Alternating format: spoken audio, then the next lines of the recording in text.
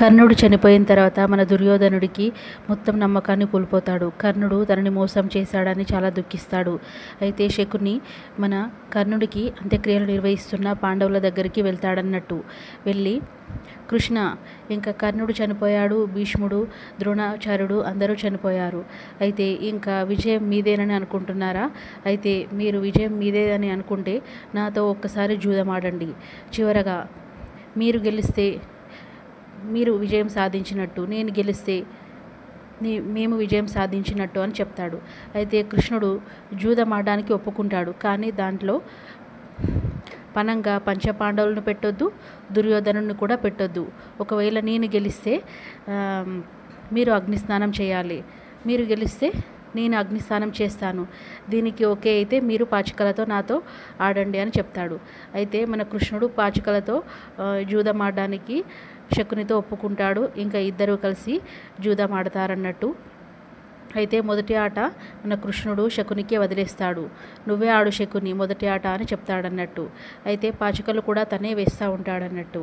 అయితే తర్వాత కృష్ణుడికి పాచికలు వేయమని అంటాడన్నట్టు. లేదు, నువ్వే పాచికలు వెయ్యి, ఆట ఎప్పుడు ఆడాలో నాకు తెలుసు అని అంటాడు. లేదు కృష్ణ, నువ్వు అసలు పాచికలు వేయట్లేదు అని అంటాడు. నువ్వే ఆడు శకుని, నేను ఆటని ఎప్పుడు మొదలు పెట్టాలో నాకు తెలుసు, అంతవరకు నువ్వే ఆడుతూ ఉండు అని చెప్తాడన్నట్టు. ఈ విధంగా శకుని తన పాచికలతో ఆట కొనసాగిస్తూ ఉంటాడు. ఎందుకు మీరు ఆడట్లేదు అని చెప్తాడు. అయితే నీ పాచికలు నువ్వు చెప్పినట్టు వింటాయి కదా శకుని అని అంటాడు. అవును అని అంటాడు. అయితే నీ పాచికల ఫలితాన్ని నువ్వు నీ చేతిలో పెట్టుకున్నావు, కానీ నేను సృష్టిలో కర్మ అంతటిని కూడా నా చేతిలో పెట్టుకున్నాను.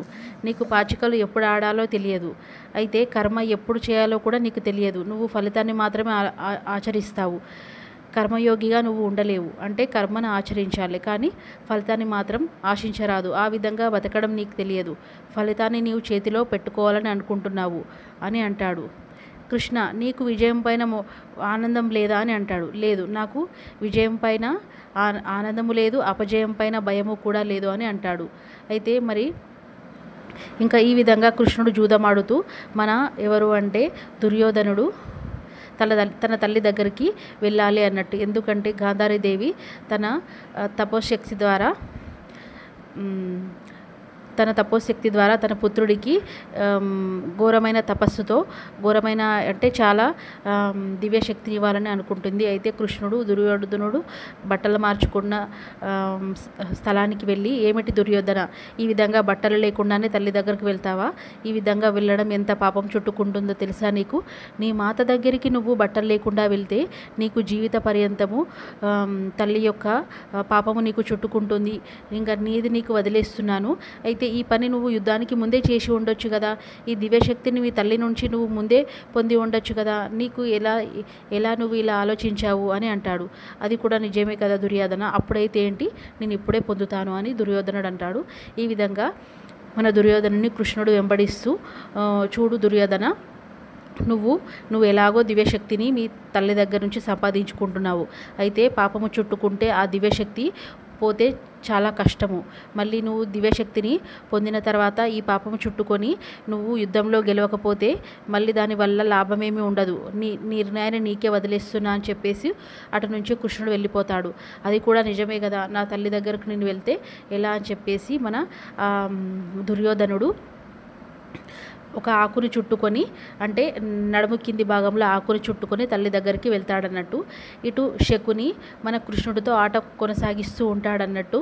అంటే కృష్ణుడు చాలా రూపాల్లో ఉంటాడు కదండి. ఇంకొక రూపంతో మన దుర్యోధనుడి దగ్గరికి వెళ్తాడు. ఒక రూపంతో శకునితో ఆట ఆడుతూ ఉంటాడన్నట్టు. ఈ విధంగా చేస్తాడన్నట్టు. అయితే కృష్ణుడు ఒక ఆట కూడా ఆడడంతో ఈ విధంగా అంటాడన్నట్టు. కృష్ణ, నువ్వు ఆట ఎందుకు ఆడట్లేదు అని అంటే, నేను ఎందుకు ఆడట్లేదో నీకు తెలుస్తుందిలే తర్వాత అని చెప్పేసి అంటాడన్నట్టు. అయితే మన శకునికి తెలుస్తుందన్నట్టు కృష్ణుడు ఆ రూపంలో వెళ్ళి ఇంకా దుర్యోధనుడికి దివ్యశక్తి పూర్తిగా లభించకుండా చేశాడని. అయితే ఈ విషయాన్ని మన అశ్వత్థామ ద్వారా బలరాముడికి తెలియజేసేటట్టు మన శకుని చేస్తాడన్నట్టు. అయితే బలరాముడు కృష్ణుడితో ఈ విధంగా అంటాడు, కృష్ణ, నువ్వు ఎందుకు ఈ విధంగా పక్షపాతం చూపిస్తున్నావు పంచపాండవుల పట్ల అని అంటే, నీకు తెలిసిందే కదా బలరామ, నేను నా యందు ఎవరైతే భక్తితో కలిగి ఉంటాలో వాళ్ళతో నేను పక్షపాతము చూపిస్తాను. కానీ పక్షపాతము నేను మొదటి నుంచి ఎవరికి చూపించను. ధర్మం కలిగిన వారికి ధర్మబద్ధంగా, అధర్మం కలిగిన వారికి అధర్మబద్ధంగా పక్షపాతాన్ని చూపించకుండా కరెక్ట్గానే నేను చూస్తాను అని చెప్తాడన్నట్టు బలరామ. కృష్ణ, నువ్వు వాళ్ళ సామర్థ్యంతో వాళ్ళ యుద్ధాన్ని గెలవనివ్వు. ఈ విధంగా నువ్వు ప్రతిసారి సహాయం చేస్తూ ఉంటే వాళ్ళ యుద్ధంలో గెలిచేది ఎలా, వాళ్ళు నిరూపించుకోవాలి కదా అని అంటాడు.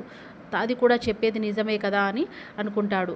సరే, నేను వాళ్ళకి చివరగా యుద్ధానికి నేను సహాయం చేయను అని అంటాడు బలరాముడు. నువ్వు ద్రోణాచార్యుడికి తర్వాత ఎవరు అంటే మన భీష్ముడికి వాళ్ళ విషయంలో సహాయం చేశావు, కానీ నువ్వు ఇప్పుడు భీముడు విషయంలో సహాయం చేస్తే నేను ఒప్పుకోను. భీముడు తనంతట తన శక్తితో దుర్యోధనుని వధించాలి, అంతవరకు నీ సహాయం లభించకూడదు. నేను ఆజ్ఞాపిస్తున్నాను కృష్ణ అని చెప్తాడన్నట్టు. అయితే ఇంకా కృష్ణుడు కూడా ఆ ఆజ్ఞను శిరసావిస్తాడన్నట్టు. ఇంకా శకునికి చాలా కోపం వస్తుందన్నట్టు. అంటే కృష్ణుడు ఆట ఎందుకు ఆడలేదు అనేది శకునికి అప్పుడు అర్థమవుతుందన్నట్టు. ఈ విధంగా కృష్ణుడు కర్మని మాత్రమే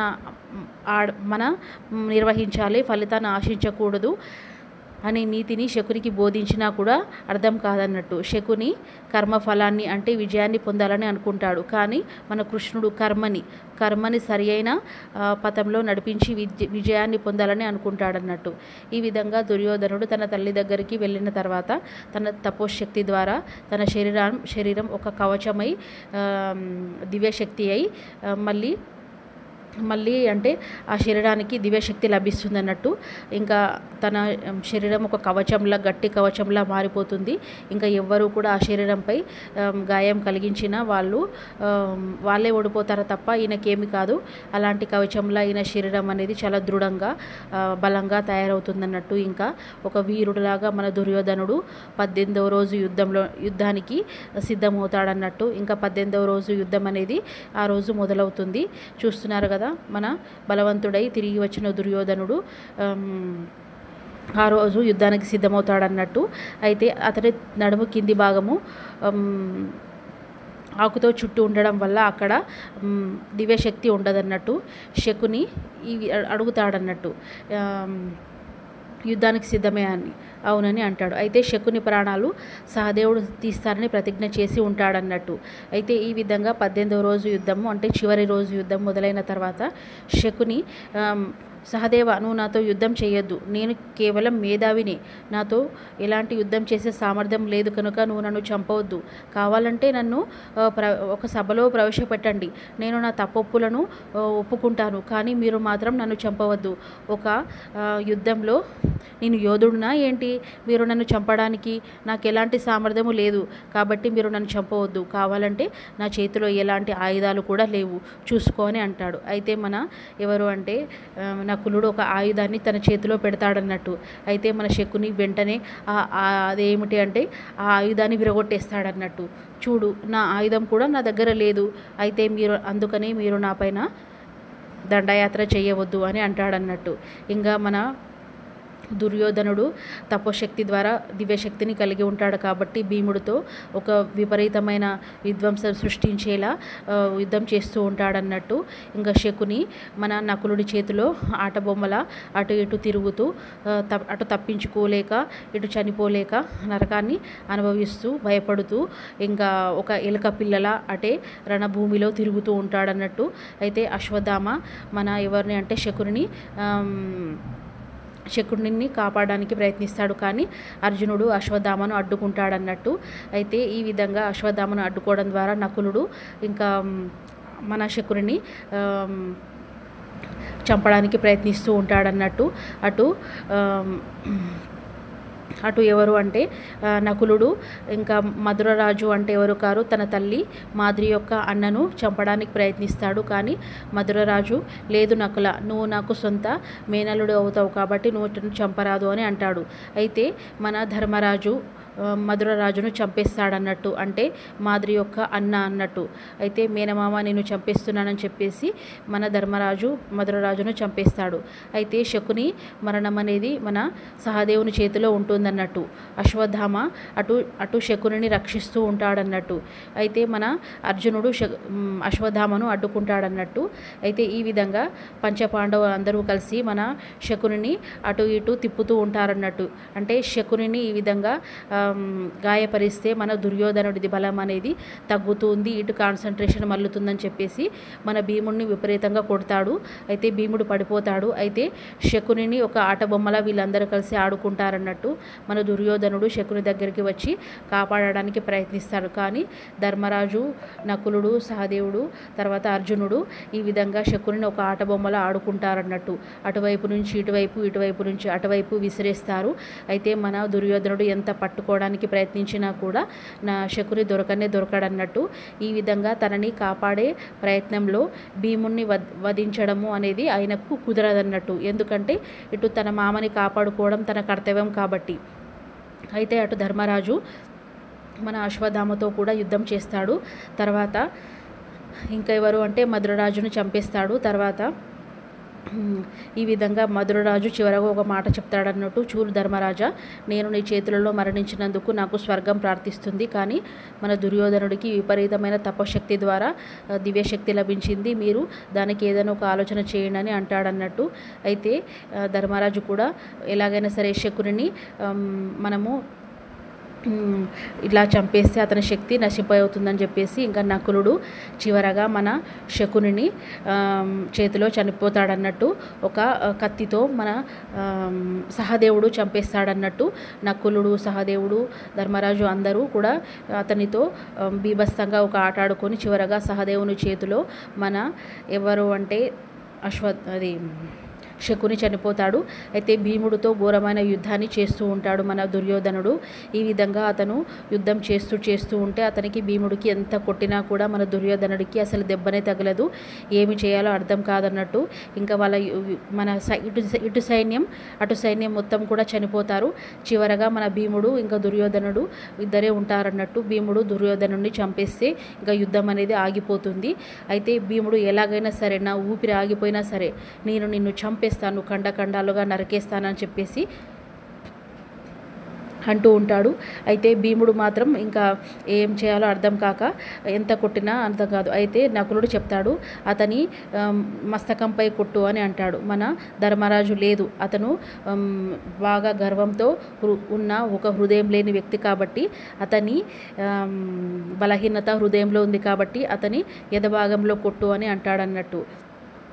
అయితే ఈ విధంగా చెప్తూ ఉంటే మన అర్జునుడు లేదు, అతను పాంచాలిని తొడలపై కూర్చోబెట్టుకుంటా అన్నాడు కాబట్టి అతని పాపము, అతని బలహీనత అతని తొడలలో ఉంది, అతని తొడలలో కొట్టు అని చెప్తాడన్నట్టు. ఇంకా భీముడు అతని తొడలపైన కొట్టి బాగా గాయపరుస్తాడన్నట్టు. ఇంకా అతనికి దివ్యశక్తి ఉండదు కాబట్టి విపరీతమైన గాయాలు తగిలి నొప్పి కలిగి ఆఖరికి చావు దగ్గరకు వచ్చే పరిస్థితులలోకి వెళ్ళిపోతాడన్నట్టు. ఇంకా ద్రౌపది అంటే ఈ ఉపాయాన్ని మన బలరాముడి దగ్గర నుంచి అడుగుతుందన్నట్టు. బలరామ, మీరు మా కృష్ణుని సహాయపడవద్దని అన్నారు, కానీ మేము ఎలా యుద్ధం గెలిచేది, ధర్మం గెలవద్దా అని అడుగుతుంది. అయితే బలరాముడు చెప్తాడన్నట్టు ఒక ఉపాయం, అదే ఇది అన్నట్టు. ఒక దుర్మార్గుడి యొక్క బలహీనత అతని శరీరంలోనే దాగి ఉంటుంది అని చెప్తాడు. తద్వారానే నకులుడు, ధర్మరాజు, అర్జునుడు చెప్పిన విధంగా ఒక్కొక్క భాగంలో కొడుతూ ఉంటే అతని బలహీనత, దుర్మార్గం అనేది అతని తొడలలో దాగి ఉంది.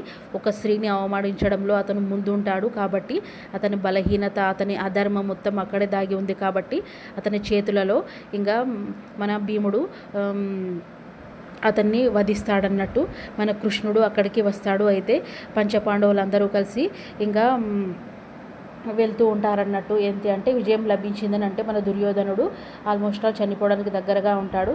ఇంకా పంచపాండవులు యుద్ధానికి అయిపోయింది కాబట్టి ఇంకా వాళ్ళ శిబిరానికి వెళ్తూ ఉంటారన్నట్టు. యుద్ధాన్ని గెలిచిన ఆనందంలో హస్తినాపురానికి వెళ్ళాలని అనుకుంటారు. కానీ తమ పుత్రులు అక్కడే శిబిరాలలో ఉంటారన్నట్టు. అయితే దుర్యోధనుడు కొన్న ప్రాణాలతో కొట్టుమిట్టాడుతూ ఉంటాడు. అశ్వత్థామ, నేను ఈ సృష్టినంతటి నాశనం చేస్తాను, నేను ఆ పంచపాండవులను చంపేస్తాను, తర్వాత సృష్టిని నాశనం చేస్తానని చెప్పేసి మన దుర్యోధనుడికి ప్రమాణం చేస్తాడన్నట్టు. ఈ విధంగా దుర్యోధనుడు నా చివరి కోరిక కూడా అదే, ఆ పంచపాండవులు చనిపోతే నా ఆత్మ ప్రశాంతంగా వెళ్తుందని చెప్తాడన్నట్టు. ఇంకా దుర్యోధనుడు చివరగా కొన్న ప్రాణాలతో ఉంటాడు. మన అశ్వత్థామ శిబిరానికి వెళ్ళి అక్కడ పంచపాండవులు పడుకున్నారనుకొని చెప్పేసి 5 మందిని చంపేస్తాడన్నట్టు. 5 మందిని చంపేస్తే ఇంకా ఉప పంచపాండవులు చనిపోతారు. అయితే ఈ విషయం ద్రౌపదికి ఏదో తెలిసినట్టు అనిపించి మళ్ళీ తిరిగి వచ్చి చూసేసరికి తన ఉప పంచపాండవులు చనిపోవడం తన కళ్ళారా చూస్తుంది. అయితే మన అశ్వత్థామ తన అన్న అయిన దుష్టిజ్ఞనుడు కూడా చంపేస్తాడు. ఈ విధంగా అశ్వత్థామ పాపాన్ని ఒడిగడతాడన్నట్టు. అయితే ఈ వార్తను అంటే చంపింది ఉప పంచపాండవులను, కానీ నేను పంచపాండవులను చంపేశానని చెప్పేసి ఇంకా దుర్యోధనుడి దగ్గరికి వెళ్ళి చెప్తాడన్నట్టు. దుర్యోధనుడు ప్రాణాలు వదిలేస్తాడు. అయితే అతని చితిని పేరుస్తూ ఉంటాడు. అయితే ఈ ఉప పంచపాండవులు చనిపోవడం చూసి మన పంచపాండవులు అశ్వత్థామ దగ్గరికి వెళ్తాడు. చితి పేరుస్తున్నప్పుడు, ఏంటి మీరు చనిపోలేదా అని అంటాడు. నువ్వు చంపింది మమ్మల్ని కాదు అశ్వత్థామ, మా పిల్లల్ని చంపావు అని అంటాడు. అయితే నేను ఇంకా మంచి పని చేశాను, మీ వంశంలో ఎవ్వరూ లేకుండా చేశాను, నేను మంచి పని చేశారని చెప్పేసి ఇంకా మన దుర్యోధనుడికి చితి అంటించేస్తాడన్నట్టు.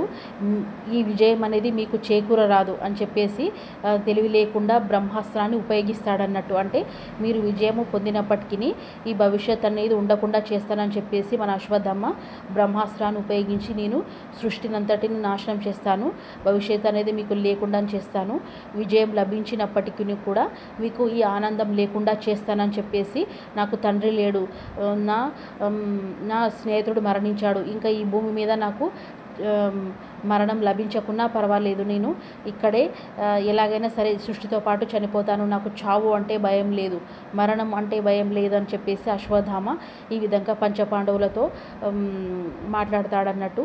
అయితే పంచపాండవులు అశ్వత్థామను అడ్డుకోవడానికి ప్రయత్నిస్తాడు. కానీ అశ్వత్థామ తన తెలివిలేని పనులతో బ్రహ్మాస్త్రాన్ని ఉపయోగించేసరికి ఆ బ్రహ్మాస్త్రం ఉత్తర గర్భంలో ఉన్న శిశువును చంపడానికి ప్రయత్నిస్తుందన్నట్టు. అశ్వత్థామ కూడా అంతే, మీ వంశం లేకుండా చేయడమే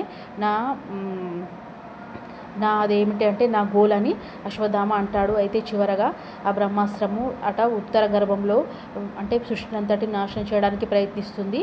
ఈ విధంగా పంచపాండవులు అశ్వత్థామ దగ్గరికి వచ్చి తర్వాత మన అర్జునుడు, ఏమిటి నువ్వు ఇలా చేయకూడదు, నీకు మాత్రమే తెలుసా బ్రహ్మాస్త్రాన్ని, నాకు కూడా ప్రయోగించడం తెలుసు అని చెప్పేసి అర్జునుడు కూడా ఇంకో బ్రహ్మాస్త్రాన్ని ఆకాశంలోకి వదిలేస్తాడు. అయితే కృష్ణుడు వచ్చి, ఏం చేస్తున్నావు కృష్ణ, 2 బ్రహ్మాస్త్రాలు ఆకాశంలో ఉంటే ఈ సృష్టి మొత్తం నాశనం అవుతుంది అని అంటాడు. క్షమించు కృష్ణ, నేను వెంటనే నా బ్రహ్మాస్త్రాన్ని నిరోధించుకుంటానని చెప్పేసి అర్జునుడు బ్రహ్మాస్త్రాన్ని వెనక్కి తీసుకుంటాడు. కానీ అశ్వత్థామకి మాత్రం తన బ్రహ్మాస్త్రాన్ని వెనక్కి తీసుకోవడం తెలియదు. కాబట్టి కృష్ణుడు, నీవు నీ విద్య అనేది ఈ విధంగా ఉపయోగం లేకుండా అయిపోయింది, సృష్టిని అంతటిని నాశనం చేయడానికి నువ్వు ప్రయత్నిస్తావా, నీవు ఈ సృష్టి ఉన్నంత వరకు మృత్యువు లేకుండా భూమిని బతకమని శాపం ఇస్తాడన్నట్టు కృష్ణుడు. నీకు మరణం అంటే భయం లేదు కదా, నీ చీము నెత్తురు కారుతున్నా కూడా నీకు మరణం అనేది సంభవించదని చెప్పేసి కృష్ణుడు అశ్వత్థామకు శాపం ఇస్తాడు. అయితే ఇటు గాంధారి తన 100 మంది పుత్రులు చనిపోయేసరికి చాలా దుఃఖిస్తుందన్నట్టు. ఎంత అంటే ఇంకా నేను జీవిత పర్యంతము కూడా నా తపశక్తిని నా పుత్రునికి ఇచ్చినా కూడా ఒక వంచనతో కృష్ణుడు ఈ విధంగా నా పుత్రులను వధింపజేశాడు, ఈ పంచపాండవులకు సహాయం చేశాడు, ఇంకా నా జీవితానికి అర్థం ఏమిటి అని చెప్పేసి బాధపడుతుంది. అటు ధృతరాష్ట్రుడు కూడా కుప్పకూలిపోతాడన్నట్టు. అయితే కుంతిమాత అక్కడికి వచ్చి, నన్ను క్షమించు అక్క, నేను నా పుత్రులు గెలిచారని నేను అహంకారంతో రాలేదు, నీకు బావగారికి నేను సేవ చేసుకుంటాను, ఈ రాజ్యంలో కూడా నేను ఉండనని చెప్పేసి కుంతిదేవి వస్తుంది. అయితే ఈ విధంగా జరిగినందుకు నన్ను నీ దగ్గర మృత్యువు కోరడానికి వచ్చాను అని అంటుందన్నట్టు. అయితే ఆమె చంపడానికి గాంధారి కుంతి మెడ దగ్గరికి కత్తిని తీసుకుపోతుంది, కానీ చంపలేదన్నట్టు. అయితే ఈ విధంగా కుంతిదేవిని చంపకుండా ఆగిపోయిన గాంధారి కుంతిదేవిని పట్టుకొని ఏడుస్తుందన్నట్టు. నేను నా పుత్రులు చనిపోయారు, ఇంకా ఎందుకు బతుకుతున్నాను అని అంటుందన్నట్టు. అయితే మన ద్రౌపది పంచపాండవులు మీ ఆశీర్వాదం కోసం వచ్చారు అని అంటుందన్నట్టు. అయితే నేను ఇక్కడ ఆశీర్వదించిన వాళ్ళకి ఈ శిబిరాలలో నేను హస్తినాపురంలో వాళ్ళను ఆశీర్వదిస్తాను, నేను ఇప్పుడు నా పుత్రశోకంతో దుఃఖిస్తున్నానని అంటాడన్నట్టు. అయితే మన కృష్ణుడు ఉత్తర గర్భంలో ఉన్న బ్రహ్మాస్త్రాన్ని నిరోధిస్తాడు. తర్వాత పరీక్షితుడికి మళ్ళీ జీవం పోస్తాడన్నట్టు. అయితే సృష్టి ధర్మాన్ని కృష్ణుడు ద్రౌపదికి బోధిస్తాడన్నట్టు. చూసావా, ఇక్కడ ఎవరెవరైతే ధర్మం చేస్తారో వాళ్ళందరూ కూడా యుద్ధంలో మరణించారు అని చెప్తాడన్నట్టు. మరి మేము ఎందుకు మరణించలేదు కృష్ణ అని అంటుంది. అయితే మీరెవ్వరూ కూడా ఒక తల్లి గర్భంలో నుంచి జన్మించలేదు, నువ్వు అగ్ని నుంచి జన్మించావు, నీ భర్తలు తపోశక్తి ద్వారా అంటే మంత్రశక్తి ద్వారా జన్మించారు, కాబట్టి మీకు మరణం అనేది యుద్ధంలో సంభవించలేదు. అలాగే మీరు ధర్మాన్ని గెలిపించాలి, ధర్మంతో కూడి ఉంటారు కాబట్టి మీకు మరణం లభించలేదు. మీరు నవయుగానికి అర్థాన్ని తెలపాలి, మీ ధర్మం అనేది ప్రజలలో సంతోషమై కొలువు తీరాలే. సఖి, నువ్వు పుత్రశోకంతో బాధించకు, సమాజంలో ఏ విధంగా మంచి చేయాలి, నీ అగ్ని ద్వారా పుట్టిన నీవు ఏ విధంగా సమాజానికి మంచి చేసి వాళ్ళలో సంతోషాన్ని నెలకొల్పాలి, భవిష్యత్తుకై నువ్వు ఆలోచించు సఖి అని చెప్పేసి ధర్మాన్ని కృష్ణుడు బోధిస్తాడన్నట్టు. పుత్రశోకం అనేది ఉంటుంది, కానీ దాన్ని నువ్వు నీ భర్తలు పుట్టిందే ధర్మాన్ని నెలకొల్పడానికి. అయితే ఇది నా ద్వారా జరుగుతుందని చెప్పేసి నువ్వు మర్చిపోకు సఖి, దీన్ని నేను నడిచేది తర్వాత ఏం చేసినా కూడా అది నా చేతుల్లోనే జరుగుతుందని గుర్తుపెట్టుకో అని చెప్పేసి కృష్ణుడు మన ద్రౌపదికి నీతిని బోధిస్తాడు. యుద్ధం అనేది అయిపోతుంది. 18 రోజుల యుద్ధం.